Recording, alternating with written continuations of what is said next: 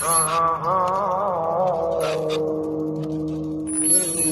پڑھتے وقت جب میں نے اس آیت پر غور کیا تو مجھے بڑی حیرانی ہوئی۔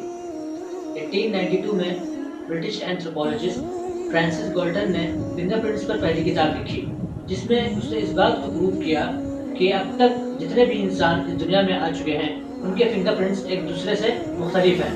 ایون یہ کہ جو ٹوئنس پیدا ہوتے ہیں، سیم ڈے میں پیدا ہوتے ہیں اور سیم ڈی این اے کے ساتھ پیدا ہوتے ہیں، ان تک کے فنگر پرنٹس ایک دوسرے سے مختلف ہوتے ہیں۔ البتہ آج سے 1400 سال پہلے اس بات کو کوئی نہیں جانتا تھا، تو یہ بات قرآن میں کیسے آئی؟ سورہ قیامہ آیت نمبر 4 اللہ تعالیٰ ارشاد فرماتا ہے، بَلَىٰ قَادِرِينَ عَلَىٰ أَن نُّسَوِّيَ بَنَانًا۔ کیوں نہیں، ہم تو اس کی انگلیوں کی پور پور تک ٹھیک ٹھیک بنا دینے پر قادر ہیں۔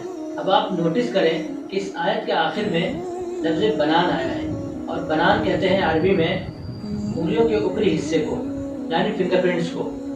چنانچہ اللہ تبارک و تعالیٰ نے فنگر پرنٹس کو اس لیے ہائی لائٹ کیا ہے کیونکہ وہ ہمیں سمجھانا چاہتا ہے وہ ذات جو فنگر پرنٹس یعنی بنان کو ریکنسٹرکٹ کر سکتی ہے، اس کے لیے کیا مشکل ہے کہ وہ ہڈیوں کو دوبارہ جمع کر دے۔ اب ذرا غور کریں کہ ایک آدمی جو آج سے 1400 سال پہلے صحرا میں رہتا تھا، اسے فنگر پرنٹس کی اس یونیکنیس کا کیسے پتا؟